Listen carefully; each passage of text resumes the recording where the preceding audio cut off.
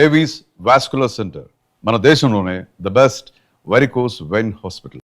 అంచేత అమెరికా కానీ పాశ్చాత్య దేశాలు కానీ మన మార్కెట్కి ఎగుమతుల విషయంలో కీలకమే, దానిలో ఏమాత్రం అనుమానం లేదు. అంచేత అక్కడ సయోధ్య ఏదో రకంగా తీసుకురావాలి. ఈ పూనకాన్ని తగ్గించి కొంచెం పట్టువిడుపులు ప్రదర్శించి చేయాలి. ఉదాహరణకి 25% రష్యా చమురు కొంటున్నాం కాబట్టి అని చెప్పినది, రష్యాని మీరు కౌగులించుకుంటూ రోజును పుట్టినతో మంచి సంబంధాలు మీకుంటూ మీకును యుక్రెయిన్కి ఎక్కడెక్కడ యుద్ధం అయితే, రష్యాకి యుక్రెయిన్ యుద్ధం అయితే మా మీద పడిపోతే ఎట్లాగా ఊరు మంగళమే పడుతుందని చెప్పని హేతుబద్ధం కాదు. ఏంటంటే భారతదేశం పెద్ద ఎత్తున ఈ రిఫైనరీస్ దిగుమతి చేసుకుంటోంది. భారతదేశం దిగుమతి చేసుకోకపోతే చైనా కానీ మరో దేశం కానీ రిఫైనింగ్ కెపాసిటీ లేదు, అంతగా వాళ్ళు వృద్ధి చేయాలి. కాబట్టి చైనా అంత ఎక్కువ కొనలేదు వాళ్ళ అంచనా. అలాగే రష్యాలో ఈ మధ్య యుక్రెయిన్ యుద్ధం వల్ల రిఫైనింగ్ కెపాసిటీ ఇంకా తగ్గుతుంది. కొన్ని చోట్ల ఈ రిఫైనర్స్ మీద దాడి చేస్తున్నారు యుక్రెయినర్స్. కాబట్టి భారతదేశానికి కనుక అమ్ముకోలేకపోయినట్టయితే రష్యా కాళ్ళబేరానికి వస్తుందని చెప్పి ఒక అంచనా అయి ఉండొచ్చు. కానీ దానికి మనల్ని బలిపశం చేయడం ధర్మం కాదు. కాబట్టి మనం కాస్త పట్టుదల ప్రదర్శించి సరిగ్గా కనుక వ్యవహరించేటైతే బహుశా ఈ 25% ఈ సెకండరీ టారిఫ్స్ అంటాం, సెకండరీ శాంక్షన్స్, అవి పోవచ్చు. ఇవాళ కాకపోతే రేపైనా పోతాయి. యుక్రెయిన్లో అక్కడ ఎంతో కొంత పూర్తి శాంతి కాకపోయినా కూడా కాల్పుల విరమణ వచ్చినా, కొంత శాంతికి మార్గం ఏర్పడినా అవి పోతాయి. ఇక మిగతా 25% మీద మనం కొంచెం కుస్తీలు పడాలి. అయితే దీన్ని ఒక అవకాశంగా మలుచుకోవాలి. ఖచ్చితంగా జాతీయ స్థాయిలో ప్రభుత్వానికి ఆర్థికంగా ఇప్పుడు ఇవాళ గత 10 ఏళ్ల విధానాల వల్ల కొంచెం పుష్టిగా ఉంది. చాలా ఆర్థిక క్రమశిక్షణ పాటించారు. దానికి ఈ ప్రభుత్వాన్ని అభినందించాలి. 3 విషయాల్లో గత 10 ఏళ్లలో గణనీయమైనటువంటి మంచి మార్పులు వచ్చినాయి. ఒకటి ఆర్థిక క్రమశిక్షణ, దాంతో వనరులను గురించి అంత భయం లేని పరిస్థితి. అంటే ఖర్చును జాగ్రత్తగా అదుపులో ఉంచడం, మరి ఆదాయాన్ని పెంచడం, పొదుపుగా వాడడం. దీనివల్ల ఆర్థికంగా కాస్త గతంతో పోలిస్తే పరిస్థితి కాస్త బాగుంది. రెండోది బ్యాంకులు ఈ ప్రభుత్వం వచ్చినప్పుడు 2014లో చాలా ఖాయిలా పడ్డాయి. దాదాపు ఏడాదికి 80-90 వేల కోట్ల రూపాయలు నష్టపోతున్నాయి. ఇప్పుడు దాదాపుగా 80-90 వేల కోట్లు, 1,00,000 కోట్ల రూపాయలు ప్రతి సంవత్సరం లాభాలు ఆర్జిస్తున్నాయి. ఆ డబ్బంతా ప్రభుత్వ ఖజానాకి ఏదో రూపంలో చాలా మెరుకెళ్తుంది. ప్రభుత్వ బ్యాంకులు కాబట్టి, నేను ప్రభుత్వ రంగ బ్యాంకులు, ప్రైవేట్ బ్యాంకుల గురించి మాట్లాడలేదు. అలాగే మూడోది మౌలిక సదుపాయాలు, మూల పెట్టుబడుల మీద చాలా పెద్ద దృష్టి పెట్టారు.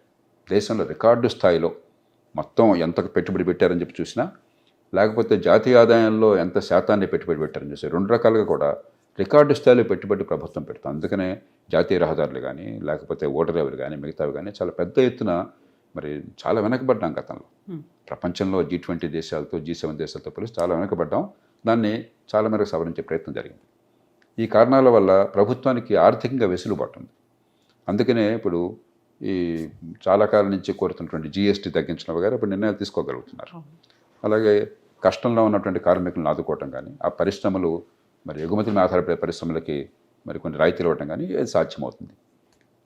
అది ఒక పక్కన అలాగే చేయాలి. అలాగే వేరే మార్కెట్లు వెంటనే కాకపోయినా కూడా కొంతకాలం పోయాక ఒక్క దేశమే ఆధారపడకుండా మార్కెట్లు పెంచుకునే ప్రయత్నం చేయాలి. కానీ నిజమైన సమస్య భారతదేశంలో అంతర్గతమైనది, అంతర్గతంగా ఆర్థిక సమస్యలు. అది ఎందుకంటే మన ఉత్పాదకత ఎందుకు అంత సరిగ్గా లేదు, ఎందుకు మనం చైనా లాంటి దేశాలతో పోటీ పడలేకపోతున్నాం, ఎందుకు మనకంటే బంగ్లాదేశ్ లాంటి దేశం కూడా దుస్తుల తయారీ బ్రహ్మాండంగా చేస్తుంది. కాటన్ ఉత్పత్తిలో మనం ధీటుగా ఉన్నాం. నెంబర్ 1 దాదాపు నెంబర్ 2 కాటన్ ఉత్పత్తి. కాటన్ని బంగ్లాదేశ్కో లేకపోతే వియత్నాంకో ఎగుమతి చేసి అక్కడ దుస్తులు తయారు చేసి వాళ్ళతో అమ్మించడం ప్రపంచం అంతా కూడా. మనం అంతా కలిపితే దుస్తుల తయారీ బాగా, ఎందుకు దుస్తుల తయారీ గురించి చెప్తున్నానంటే ప్రతి మనకున్నది చాలా ఎక్కువ మంది ఈ అసంఘటిత రంగంలో ఉన్నవాళ్ళు, రెక్కాడితే కానీ డొక్కాడని వాళ్ళు, నలజీతం లేని వాళ్ళు, వాళ్ళందరినీ కూడా ఈ ఉపాధి కల్పించాలి అని చెప్పంటే తేలిగ్గా ఇచ్చే దుస్తులు తయారీ. మరి మనం అంతా కలిస్తే పట్టుమని $30 బిలియన్ కూడా ఎగుమతి చేయలేకపోతున్నాం. చైనా $325 బిలియన్ చేసింది పీక్ టైంలో. మనకంటే 5 రెట్లు సంపద ఉన్న దేశం. మనలాగా మరి అసంఘటిత రంగం అంత పెద్దది లేదు. రెక్కాడితే డొక్కాడిన వాళ్ళు మన దేశంలాగా అంతమంది లేరు.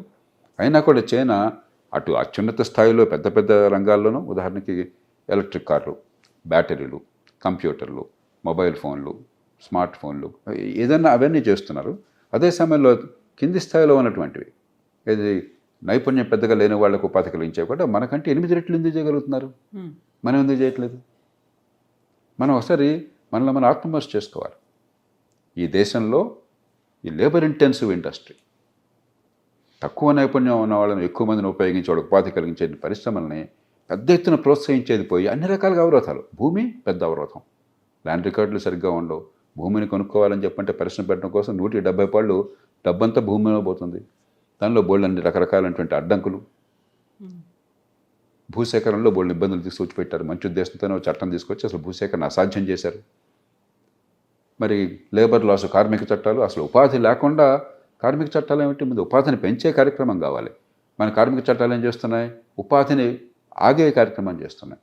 అరే వీడిని ఉద్యోగంలో తీసుకుంటే నాకు అనవసరంగా తలప్రాణం తక్కువ వస్తుంది, తీసుకోకుండా చేద్దాం అనే పరిస్థితి మనం కల్పించాం. అట్లాగే నైపుణ్యం ఏది? మీకు ఆధునిక ఆర్థిక వ్యవస్థలో మీకు ఉపాధి పెరగాలని చెప్పి నైపుణ్యం కావాలి. నైపుణ్యం కావాలంటే మంచి ప్రమాణాలు, కనీసం స్కూల్ స్థాయి 10-12 ఏళ్ళు మంచి విద్య కావాలి. రోజు మొత్తుకుంటున్నాం మనం. నిన్న మొన్న కూడా నేషనల్ అచీవ్మెంట్ సర్వే వచ్చింది. దానిలో ఏం చెప్పారు? చిన్న చిన్న లెక్కలు చేయాలని చెప్పంటే 9వ తరగతిలో 100కి 30-40 మంది మాత్రమే కొంతనే చేయగలుగుతున్నారు. 90-95% మంది పాస్ అవుతుంటే ఆ క్లాసుల్లో,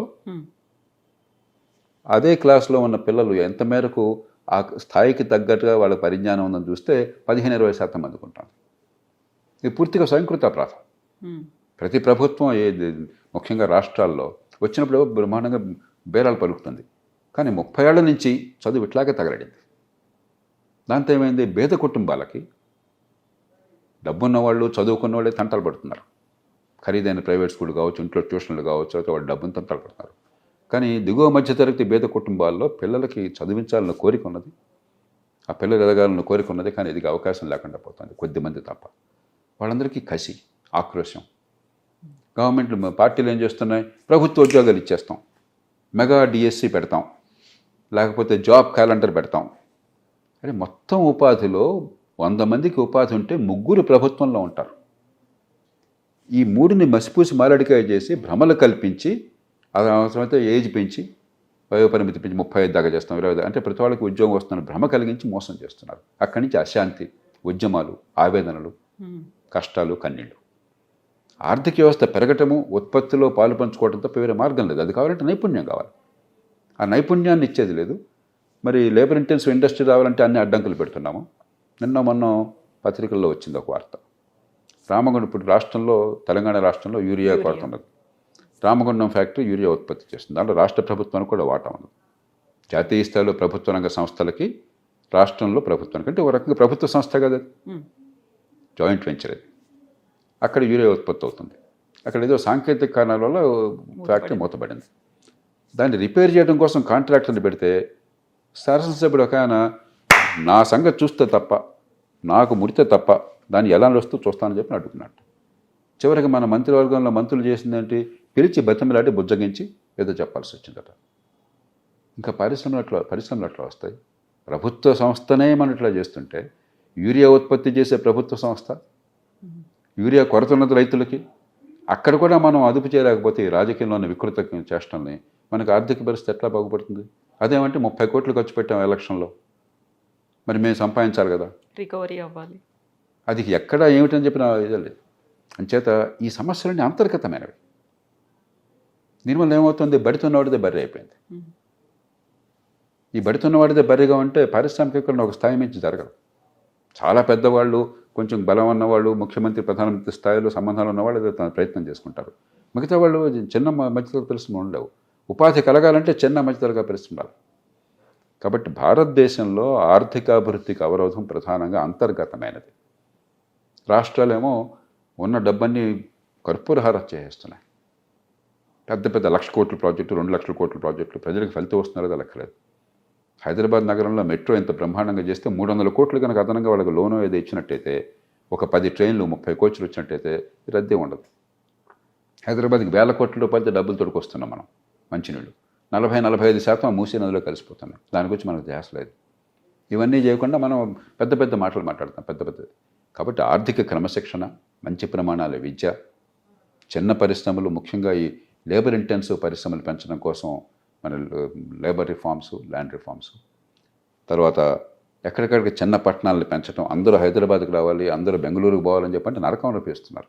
మీరు చూస్తున్నారు కదా ఇప్పుడు ఇక్కడికి రావాలన్నా కూడా ట్రాఫిక్ ఎట్లా ఉంది మీరు చూస్తున్నారు కదా, ఏ టైంలో చూసినా కూడా. ఇంకా ఎంతకాలం ఆర్థిక వ్యవస్థ నిలబడుతుంది, జనజీవనం ఎంత బాగుంటుంది. ఎక్కడైనా చిన్న పట్టణాలు పెంచి ఏర్పాటు చేస్తే చిన్న చిన్న ఉద్యోగాలు అక్కడే వాళ్ళు సెటిల్ అయిపోయినట్టయితే ఆర్థిక అభివృద్ధి విస్తరిస్తుంది. కోట్ల మంది గ్రామాల నుంచి ఆ చిన్న పట్టణాలకి ఊరి దగ్గరలోనే వచ్చి బాగుపడతారు. ఇవన్నీ మన చేతుల్లో ఉన్నాయి, అమెరికా చేతుల్లో, ట్రంప్ చేతుల్లో లేవు. ఇప్పుడు చైనా ఎందుకు ధీటుగా నిలబడుతుంది? వాళ్ళన్నీ సరైన పద్ధతులను పాటించారు గత 30-40 ఏళ్ళలో. కాబట్టి ఒకవేళ ఒడిదుడుకులు వచ్చినా కూడా దేశం సంక్షోభంలో ఉందన్న భయం లేదు వాళ్ళకి. అంతర్గతంగా బలం ఉన్నది, ఆర్థిక బలం ఉన్నది, సామాజిక బలం ఉన్నది, విద్య ఉన్నది, ఉత్పాదకత ఉన్నది. మనం అది చేయకుండా ఎన్ని మాట్లాడిన ప్రయోజనం లేదు. ఒక సంక్షోభాన్ని అవకాశంగా మలుచుకోవాలి. ఇది ఖచ్చితంగా పెద్ద సంక్షోభం కాదు, ఇండియా తట్టుకోగలదు, కానీ ఒక చిన్న సంక్షోభం. దాన్ని అవకాశంగా మలుచుకున్నారు. 1991 అదే చేశాం. పివి నరసింహారావు గారు, మన్మోహన్ సింగ్ ఏం చేశారు? ఏదో మొక్కుబడిగా తాత్కాలికంగా కాకుండా కొన్నైనా చిత్తశుద్ధితో చేశారు. లేకపోతే దేశం అధ్వానం పాలయ్యేది. ఆ సంక్షోభం నుంచి గట్టెక్కడమే కాదు, ఆర్థికంగా ఆనాటికి ఈనాటికి అసలు పోలిక లేదు. ఆనాడు మీకు కార్లు కావాలంటే అంబాసిడర్, ఫియట్ 2 కార్లు, అది కూడా మీరు ప్రీమియం చెల్లించాలి. నాకు బాగా గుర్తున్నది, నేను మొట్టమొదటి కారు కొన్నప్పుడు ప్రీమియం చెల్లించాల్సి వచ్చింది ఆ కారు కొనడానికి. ఆ కారు ప్రైసే కాకుండా వాడు మనకి రాయితీలు ఇచ్చి కొనండి అని చెప్పి అడిగే బదులు మనం బాబాబు నాకు కారు కావాలి, టైంకి అందదు కాబట్టి. ఫోన్ కావాలంటే నరకం, మనందరం చూసాం ఆ రోజుల్లో. ల్యాండ్లైన్ రావాలి అంటే ఎంత కష్టం. ఓన్ టెలిఫోన్ కింద డబ్బులు కట్టి కొన్నేళ్ళు వెయిట్ చేసి ప్రతిదానికి మధ్య మధ్యలో వాడి తల కాస్త పంజారం చేసి లేకపోతే మనకు అందేది కాదు. ప్రతిదీ మనకు కొరతే. ఇవాళ అదేం లేదు. ఎందుకు సాధ్యమైంది? ఆర్థిక సంస్కరణల వల్ల. ఆ సంక్షోభాన్ని అవకాశంగా మలుచుకున్నాం. ఈవేళ కూడా ఈ మినీ సంక్షోభాన్ని అవకాశంగా మలుచుకుని ఈ మార్పులు తెస్తే అప్పుడు ఖచ్చితంగా దేశంలో ఆర్థిక ప్రగతి ఉంటుంది, ప్రపంచంలో ఒడిదుడుకులు తట్టుకునే శక్తి వస్తుంది. లేకపోతే ఎప్పుడు మరి దినదినగండం 100 ఏళ్ళ ఆయుష్లాగా ఉండకూడదు ఇంత పెద్ద దేశం. సో ఇప్పుడు వోకల్ ఫర్ లోకల్ అనే కాన్సెప్ట్ గతంలో వచ్చింది. ఆత్మనిర్భర్ భారత్ అనేది మన ప్రొడక్ట్స్ని మనమే వాడుకోవాలి, యూస్ చేయాలి అనేది, ఇవన్నీ వచ్చిన తర్వాత అది నినాదం అవుతోంది. నిజంగా మీరు చెప్పినట్టుగా ఎగ్జిక్యూషన్లోకి రావాలి, ప్రతి ఒక్కరికి రీచ్ అవ్వాలి అంటే ఇంకా ఏం జరగాలంటారు? ఇప్పుడు ఆధునిక యుగంలో కవిత పూర్తిగా స్వావలంబన ఏ దేశానికి సాధ్యం కాదు. మనం సప్లై చైన్స్ అంటాం. ఈ సప్లై చైన్స్లో ఏది ఎక్కడ ఉత్పత్తి అవుతుందో మనం చెప్పను కూడా చెప్పలేం. అంతగా ఒక ఫోన్ అంతే, లేకపోతే వాచ్ ఉంటే ఏదో ఒక చిన్న స్క్రూ ఎక్కడో అవుతుంది, మరో ఇంకో గ్లాస్ ఇంకో చోట అవుతుంది, ఈ మెటల్ స్టాప్ ఇంకో చోట అవుతుంది. ప్రపంచంలో అంతా ఇంటిగ్రేట్ అయిపోయినాయి. కానీ వీలున్నంత మేరకు ఖచ్చితంగా మన దేశం ఇతర ఆధారపడకుండా మన ఉత్పత్తిని పెంచే ప్రయత్నం చేయాలి. మనం అమ్ముకోవాలి, కానీ వాళ్ళ కొనుక్కోవటం కాకూడదు. అప్పటి అడ్డు పట్టడం కాదు, అంటే మన ఉత్పాదకత పెరగాలి, మనం పోటీలో తట్టుకోగలగాలి. మన వస్తువుల మన్నిక కానీ ఖరీదు కానీ మిగతా వాళ్ళతో సమానంగా ఉండాలి, వాళ్ళకంటే ఇంకా బాగుండాలి. కొంతమేరకు ఆ పరిస్థితి వస్తుంది. గతంలో విదేశాల నుంచి వస్తే తప్ప మనకు అసలు ఏమి పనికొచ్చేవి కాదు. ఇప్పుడు అలా కాదు. మన కార్లు కానీ మిగతావి కానీ ఈ దేశంలో ఉత్పత్తి అవుతున్నాయి, మొబైల్ ఫోన్ కూడా ఉత్పత్తి అవుతున్నాయి. కానీ ఇంకా చాలా రంగాల్లో మనం ఇతరుల మీద ఆధారపడి ఉన్నాం. రెండోది వోకల్ ఫర్ లోకల్లో నాకు అర్థమైంది ఏంటంటే, ఒకప్పుడు, ఇప్పుడు కొంచెం తగ్గింది అనుకుంటున్నాను నేను, ఈ ఫ్యాన్సీఫుల్గా విదేశీ వస్తువు అంటే మోజు, లగ్జరీ బ్రాండ్స్, అది అవసరం ఉన్నా లేకపోయినా కూడా బ్రాండ్ కోసం కొనటం, మన డబ్బులు తగలేయటం, దాంతో ఏమవుతుంది, మన విదేశీ మార్గ ద్రవ్యం పోతుంది. ఆ దేశంలో ఉత్పత్తి చేసేవాడిని పోషిస్తున్నాం, మన దేశంలో ఉత్పత్తి చేసేవాడిని మనం నిర్లక్ష్యం చేస్తున్నాం. కాబట్టి మన అంతర్గతంగా మనకు ఉండాలి. అది ఉందని నేను నమ్ముతున్నాను. భారతదేశంలో ఇతర దేశాల వస్తువులు ఇక్కడికి వచ్చిన మాత్రం చేత ప్రజలు తిరిగి కొనరు. మన వినియోగదారులు చాలా ఆచితూచి వ్యవహరిస్తారు. దేశభక్తి అని కాకపోయినా కూడా ఇంత పెడుతున్నాం ఖర్చు, ఈ ఖర్చుకి లాభం ఉందా లేదా అని ఆలోచిస్తారు. అందుకనే చాలా ప్రపంచ బ్రాండ్లు భారతదేశంలో పెద్ద అమ్ముడు పోలా. పెద్ద పెద్ద మల్టీనేషనల్ కంపెనీస్ ఇండియాలో మీరు కోకోకోలా దగ్గర నుంచి అయితే పెద్ద లాభాలేమి ఈ దేశంలో ఆర్జించాల. ఏదో ఒక పెరుగుతున్న మార్కెట్ కాబట్టి, పెద్ద జనాభా ఉంది కాబట్టి ఇక్కడ ఉండాలని చెప్పి ఉన్నారు తప్పితే పెద్ద లాభాలు వాళ్ళకని రాలా. ఎందుకంటే ఈ దేశంలో వినియోగదారులు కాస్త ఆచితూచి వ్యవహరిస్తారు. అంచేత నాకు ధైర్యం అన్నది. కాబట్టి మనం చూడాల్సినప్పుడు ఏంటంటే, ప్రజలకి మనం ధర్మోపన్యాసం ఇవ్వడం కాకుండా మన మన్నిక పోటీలో తట్టుకునేటువంటి శక్తి ఉండేట్టుగా మన ఉత్పాదకతను పెంచడం ఎట్లా, మన ప్రొడక్టివిటీ పెంచడం ఎట్లాగా, అక్కడ ప్రభుత్వం పాత్ర చాలా ఉంది. సార్ ఇప్పుడు అమెరికా కాదండి, లేకపోతే అంత టారిఫ్లు పెంచిన తర్వాత మనం ఇంకా 40 దేశాల వైపు మనం చూస్తున్నాము. అక్కడికి ఎగుమతి చేయాల్సిన వాటన్నిటిని 40 దేశాల్లో చూస్తున్నాము. అట్ ది సేమ్ టైం బ్రిక్స్లో మనం ఒక కీలకమైనటువంటి పాత్ర పోషించాము అనే దాంతో పాటుగా చిన్న చిన్న ఆఫ్రికన్ కంట్రీస్ కూడా మనం హెల్ప్ చేస్తున్నాము. అక్కడ స్వయం సమృద్ధి సాధించడానికి వాళ్ళతో కూడా బయలాటరల్ ఒప్పందాలు ఇవన్నీ అవుతున్నాయి అనుకున్నప్పుడు భారతదేశానికి ఆ దేశాలకి మధ్యలో ఒక విన్ విన్ సిచ్యువేషన్ అనేది ఉంటుంది అని మనం భావిస్తూ వస్తున్నప్పుడు, మన దగ్గర ఉన్న వాటిని మీరు చెప్పినట్టుగా సెల్ఫ్ సఫిషియెంట్గా మనకి మనం వాడుకోవాలి అనుకున్నప్పుడు పక్క దేశాల గురించి లేకుంటే సుదూరంగా ఉన్నటువంటి చిన్న దేశాల గురించి ఆలోచించినట్టే ఇక్కడ ఏది లోపిస్తోందని మీరు అనుకుంటున్నారు సార్? ఇప్పుడు అమెరికా ప్రపంచంలో 25% ఆర్థిక సంపదకి కేంద్రం. ప్రపంచం మొత్తంలో ఉత్పత్తి దాదాపుగా $112 బిలియన్, $120 ట్రిలియన్ ఉంది. అమెరికా ఒక్కటే $31 ట్రిలియన్ దగ్గర ఉంది. తర్వాత అమెరికాలో కొనుగోలు శక్తి ఎక్కువ, ఎందుకంటే అక్కడ మనలాగా పొదుపరితనము దాచిపెట్టుకోవటం లేదు. మనకి ఇప్పుడు కూడా మన కుటుంబాల్లో దాదాపు 45-50% దాచిపెట్టుకుంటాం నెక్స్ట్ జనరేషన్ కోసం, భవిష్యత్తు కోసం, రేపటి కోసం. ఇది మన సంస్కృతి మంచిది.